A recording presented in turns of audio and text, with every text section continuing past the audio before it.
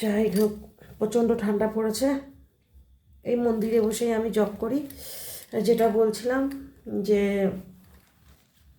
একটি ভক্ত এসেছিল, তার সোনা চুরি হয়ে গেছে, মোটামুটি 3 থেকে 3.5 লাখ টাকার মতো তার সোনা চুরি হয়ে গেছে।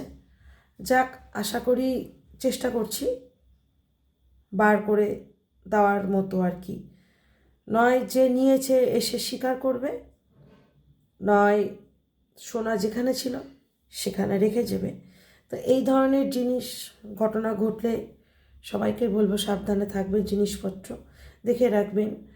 আর এইসব জিনিস ধরতে গেলে কেউ বাটি চালান দেয়, কেউ কড়ি চালান দেয়, কেউ আবার তান্ত্রিক মতে শ্মশানে কাজ করে। জয় শ্রীকৃষ্ণ, রাধা মাধব।